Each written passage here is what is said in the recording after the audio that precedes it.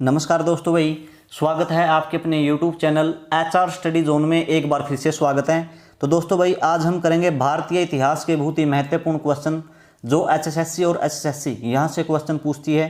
तो सबसे पहले हमारा क्वेश्चन है, स्वतंत्र भारत के प्रथम भारतीय गवर्नर जनरल कौन थे भाई? तो ये थे भाई चक्रवर्ती राजगोपालचारी भाई। ठीक है, चक्रवर्ती राजगोपालचारी या गोपालचारी, ये हमारे भारत के स्वतंत्र भारत के प्रथम भारतीय गवर्नर जनरल थे भाई। बहुत ही मोस्ट इंपोर्टेंट क्वेश्चन है, कई बार पूछ लिया भाई। तो आगे हमारा क्वेश्चन है दोस्तों, भूदान आंदोलन किसने प्रारंभ किया था? बहुत ही मोस्ट इंपोर्टेंट है, ये किया था विनोबा भावे। विनोबा भावे ने यह आंदोलन शुरुआत की थी भूदान आंदोलन की। कब की थी? 1951 में की थी दोस्तों भाई। 1951 में यह आंदोलन चलाया गया भाई। आगे हमारा क्वेश्चन है, भारत छोड़ो आंदोलन कब प्रारंभ हुआ भाई? भारत छोड़ो जो आंदोलन था हमारा, कब प्रारंभ हुआ था? 9 अगस्त 1942 को इसकी स्टार्टिंग हुई थी। ये आंदोलन कैसा था दोस्तों? भारत छोड़ो आंदोलन किसके खिलाफ था? अंग्रेजी सरकार के खिलाफ था। किसके द्वारा चलाया गया था? महात्मा गांधी के द्वारा 9 अगस्त 1942 को भाई। आगे हमारा क्वेश्चन है, कांग्रेस ने भारत छोड़ो आंदोलन का प्रस्ताव किस वर्ष पारित किया गया भाई? तो दोस्तों 1942 में किया गया था ये प्रस्ताव पारित कांग्रेस द्वारा भाई, भारत छोड़ो आंदोलन के लिए भाई।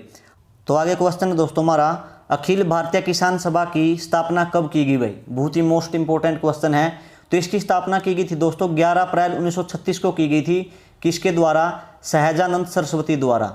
ठीक है, सहजानंद सरस्वती जी द्वारा इस किसान सभा अखिल भारतीय किसान सभा की स्थापना की गई थी 11 अप्रैल 1936 को सहजानंद सरस्वती द्वारा भाई। बहुत ही मोस्ट इंपोर्टेंट क्वेश्चन है। तो आगे हमारा क्वेश्चन है दोस्तों, ग्रांड ट्रंक सड़क किन शहरों को जोड़ती है भाई? कोलकाता और अमृतसर को जोड़ती है भाई। बहुत ही मोस्ट इंपोर्टेंट क्वेश्चन है। आगे हमारा क्वेश्चन है दोस्तों, किस शासक ने लोहा एवं रक्त की नीति का पालन किया भाई? तो ये बलबन ने किया था भाई। बलबन किस वंश से संबंध रखता था? गुलाम वंश से भाई। ठीक है, गुलाम वंश से इसका संबंध है भाई। इसका अगर शासनकाल के बारे में बात करें हम, 1249 से लेके 1286 तक। ठीक है, 1249 से लेके 1286 तक इसने शासन किया था दोस्तों। ठीक है, किसने? बलबन ने भाई। बहुत ही मोस्ट इंपोर्टेंट है, गयासुद्दीन बलबल कहा जाता था इसको। आगे हमारा क्वेश्चन है, कृष्णदेव राय किसके समकालीन थे? तो बाबर के समकालीन थे भाई। ठीक है, बहुत ही मोस्ट इंपोर्टेंट है ये भी। आगे हमारा क्वेश्चन है, चंद्रगुप्त मौर्य के महल के अवशेष कहाँ से मिले हैं? कुम्हरहार से मिले हैं दोस्तों। जो कुम्हरहार है कहाँ पड़ता है? ये पटना में पड़ता है। ठीक है, कुम्हरहार, यहाँ से क्या मिले हैं? चंद्रगुप्त मौर्य के महल के अवशेष मिले हैं भाई, साक्ष्य मिले हैं। आगे हमारा क्वेश्चन है, उस शासक का नाम क्या है जिसने विजय स्तंभ कीर्ति स्तंभ का निर्माण करवाया था भाई? तो इसका नाम क्या है? राणा कुंभा था भाई ये। ठीक है, ये मेवाड़ के एक बहुत ही महत्वपूर्ण राजा हुए हैं भाई। इनको क्या कहा जाता है? चित्तौड़ दुर्ग का आधुनिक निर्माता कहा जाता है। राणा कुंभा को क्या कहा जाता है दोस्तों? जो चित्तौड़ दुर्ग था इसका आधुनिक निर्माता कहा जाता है। बहुत ही मोस्ट इंपोर्टेंट है भाई, ध्यान से याद कर लेना। आगे हमारा क्वेश्चन है, अलीगढ़ आंदोलन किसने चलाया था भाई? तो ये चलाया था सैयद अहमद खान ने चलाया था अलीगढ़ आंदोलन भाई। ये भी बहुत मोस्ट इंपोर्टेंट क्वेश्चन है। आगे हमारा क्वेश्चन है दोस्तों, भारत में सिविल सेवाओं का सूत्रपात किसने किया? तो कॉर्नवालिस ने किया था भाई। ठीक है, कॉर्नवालिस ने भारत में सिविल सेवाओं का भाई, यानी कि IAS IPS का सूत्रपात किसने कराया था? कॉर्नवालिस ने किया था। आप लाड़ नहीं लगावांगे। क्यों नहीं लगावांगे? क्योंकि इन्होंने भाई अपने भारत के देशों का, भारत के लोगों का और अपने भारत देश का जमकर शोषण किया है। इसलिए आप लाड़ का अर्थ क्या होता है भाई? महान होता है, या महान नहीं होया कर दे, दरिंदे होया कर दे, जिसने हमारे भारतीय लोगों पर बहुत ही अत्याचार किए भाई। आगे हमारा क्वेश्चन है दोस्तों, मेगा सतनीज के अनुसार भारतीय समाज कितने भागों में विभक्त था या बंटा हुआ था? तो 7 भागों में बंटा हुआ था भाई। आगे क्वेश्चन है दोस्तों हमारा, ककौरी ट्रेन डकैती कांड के नायक कौन थे भाई? तो राम प्रसाद बिस्मिल जी थे भाई। इनको मैं दिल से सैल्यूट करता हूँ। बहुत ही महान क्रांतिकारी हुए हैं भाई हमारे भारत के, जिनके कारण हम आज आज़ाद हुए हैं। तो दोस्तों अगर बात करूँ मैं राम प्रसाद बिस्मिल जी के बारे में, इन्होंने एक कविता लिखी थी भाई, बहुत ही फेमस थी, सरफ जोशी की तमन्ना अब हमारे दिल में है, देखना है जोर कितना बाजुए कातिल में है।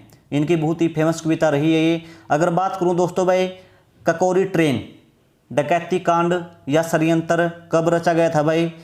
तो ये रचा गया था दोस्तों भाई 9 अगस्त 9 अगस्त 1925 में यह कांड रचा गया था भाई, या षड्यंत्र रचा गया था, किसके द्वारा? तो दोस्तों इनमें 3 लोग थे भाई, रोशन सिंह लाहड़ी, अशफाक उल्ला खां और राम प्रसाद बिस्मिल जी भाई।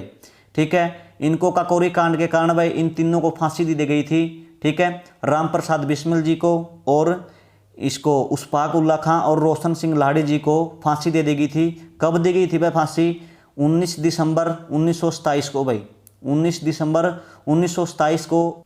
तो आगे हमारा क्वेश्चन है दोस्तों, एटक के पहले अध्यक्ष कौन थे भाई? बहुत ही मोस्ट इंपोर्टेंट क्वेश्चन है।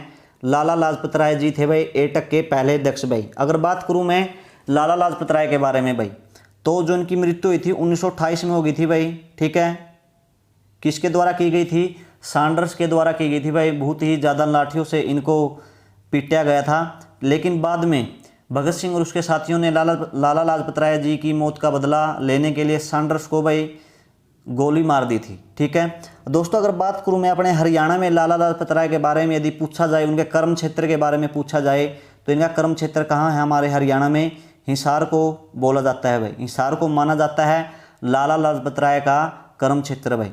आगे हमारा क्वेश्चन है, गोल्डन थ्रेशहोल्ड नामक कविता संग्रह की रचयिता कौन है भाई? तो ये सरोजनी नायडू हैं भाई। ठीक है, इन्होंने एक पुस्तक लिखी थी गोल्डन थ्रेशहोल्ड।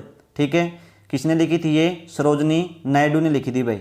आगे हमारा क्वेश्चन है दोस्तों, किसे जाट का प्लेटो या अफलातून कहा जाता है? तो जाट सूरजमल को कहा जाता है भाई। बहुत ही फेमस हुए हैं भाई ये भी अपने। आगे हमारा क्वेश्चन है, 1947 के भारतीय राष्ट्रीय कांग्रेस के दिल्ली अधिवेशन की अध्यक्षता किसने की थी? हमारे भारत के प्रथम राष्ट्रपति राजेंद्र प्रसाद जी ने की थी भाई 1947 में। जो आंदोलन, इसका जो अधिवेशन हुआ था राष्ट्रीय कांग्रेस का, दिल्ली में हुआ था भाई। ठीक है, आगे हमारा क्वेश्चन है, गुप्तकालीन स्वर्ण सिक्कों को क्या कहा जाता है? तो दोस्तों बहुत ही मोस्ट इंपोर्टेंट क्वेश्चन है भाई, कई बार क्वेश्चन पूछ लिया। तो क्या कहा जाता है? रुपयक कहा जाता है गुप्तकालीन स्वर्ण सिक्कों को, यानी कि सोने के सिक्कों को भाई। आगे हमारा क्वेश्चन है दोस्तों, महात्मा गांधी को सर्वप्रथम राष्ट्रपिता किसने कहा था? सुभाष चंद्र बोस जी ने कहा था भाई। तो आगे हमारा क्वेश्चन है दोस्तों भाई, तराइन की पहली लड़ाई 1191 ईस्वी में हुई थी भाई। अगर बात करें दूसरी लड़ाई कब हुई थी? तराइन की दूसरी लड़ाई हुई थी भाई 1192 ईस्वी में।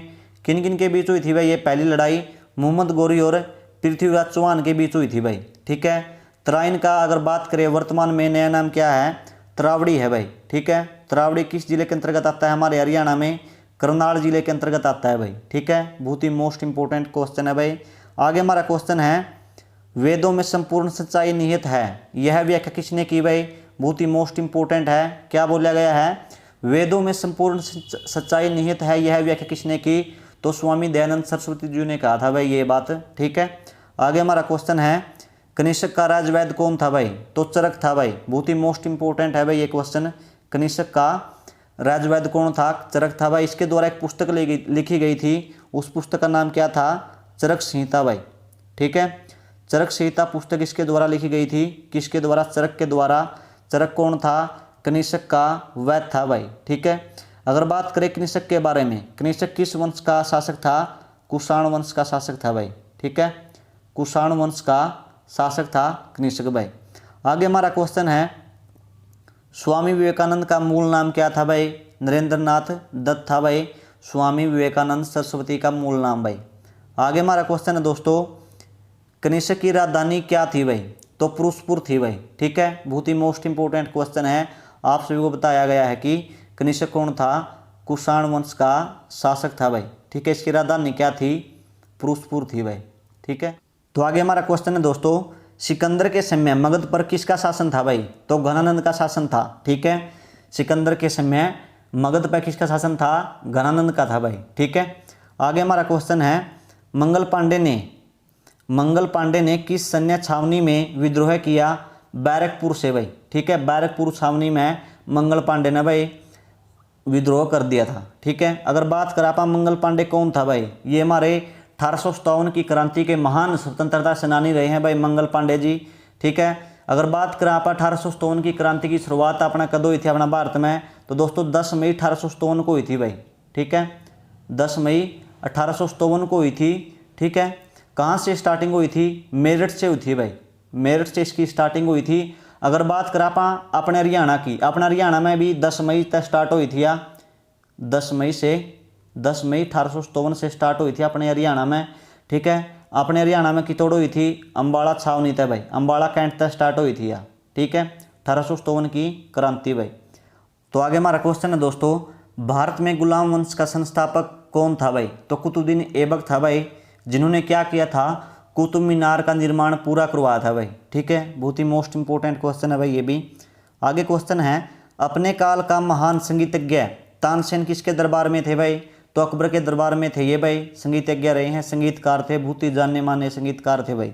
आगे हमारा क्वेश्चन है, महाबलीपुरम जो एक मुख्य नगर है वह कला में किन शासकों की रुचि दर्शाता है? तो पल्लव वंश के राजाओं की रुचि दर्शाता है भाई।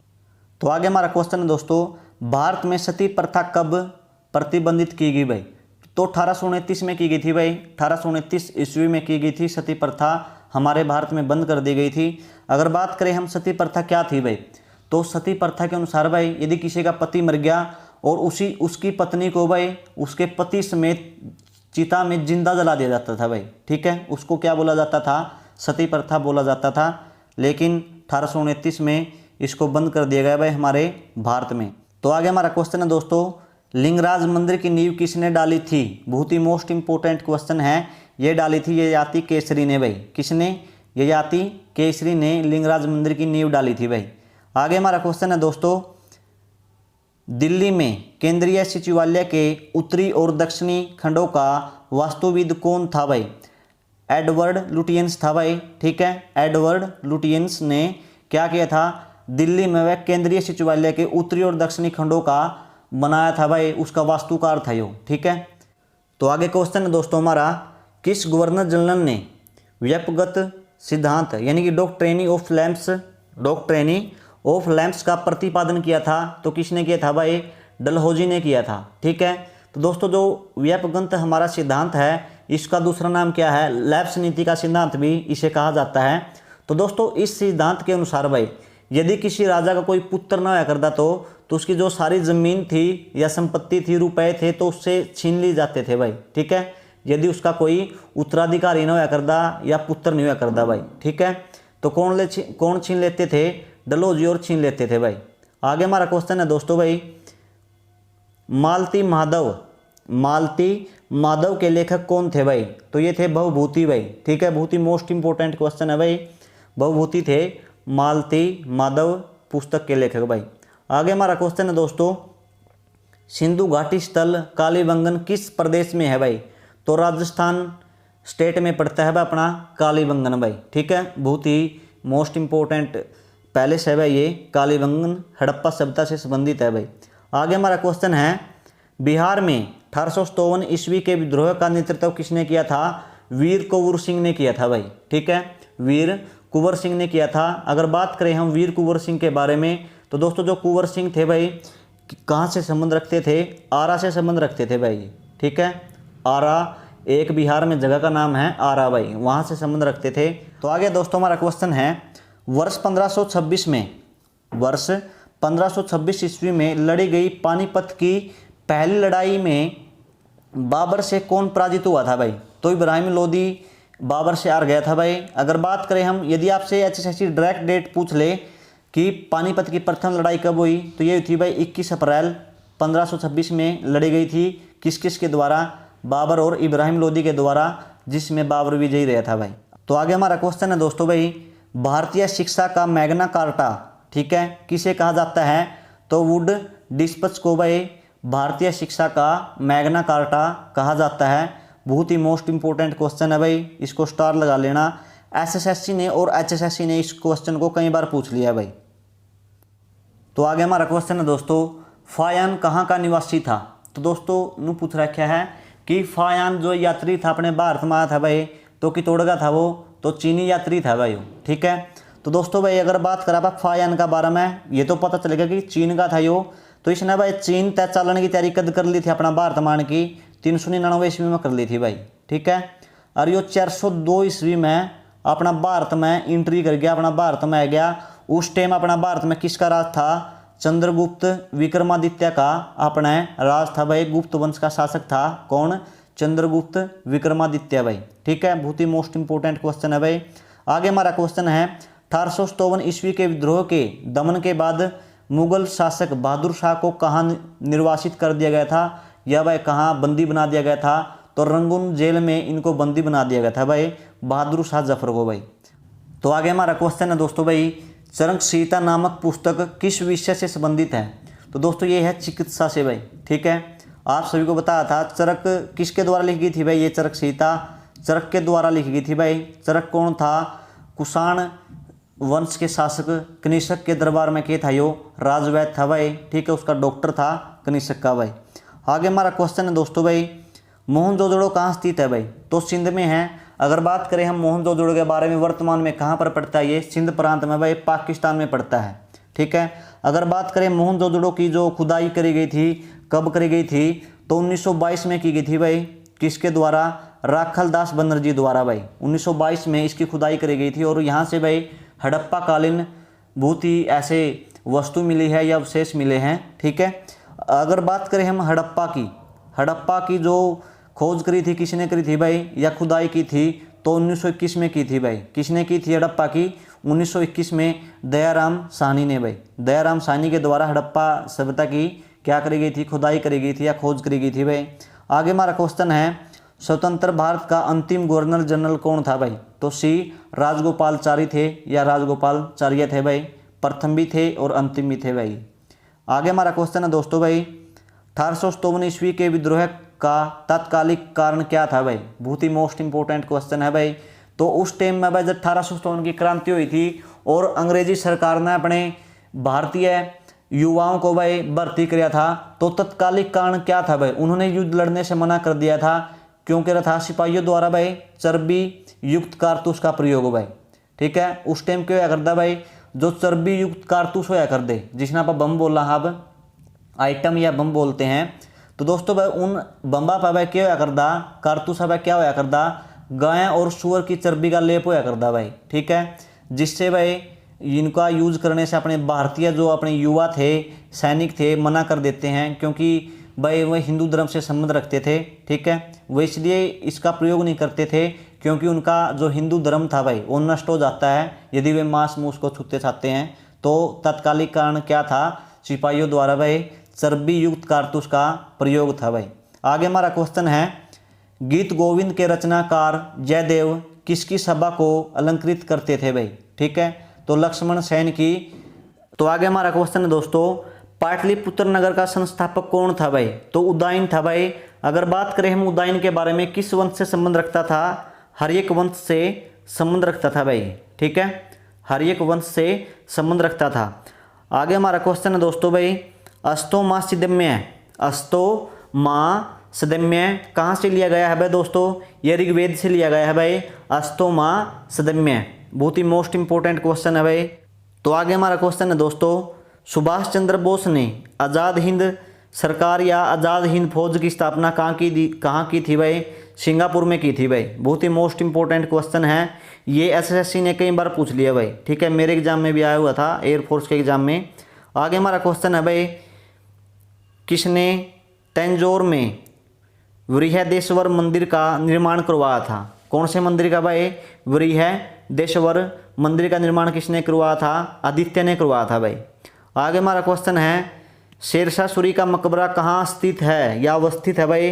तो सासाराम में है भाई। ठीक है, सासाराम कहाँ पड़ता है? ये बिहार में पड़ता है भाई। सासाराम बिहार में स्थित है और वहाँ पर क्या है? शेरशाह सूरी का मकबरा है। तो दोस्तों भाई जो अपना आज का सेशन है यहीं पर समाप्त होता है। यदि आपको वीडियो अच्छी लगे तो भाई वीडियो को लाइक शेयर और चैनल को भाई जो पहली बार अपना चैनल पर आया है चैनल को सब्सक्राइब कर दियो। ठीक है, तब तक के लिए भाई जय हिंद जय भारत भाई।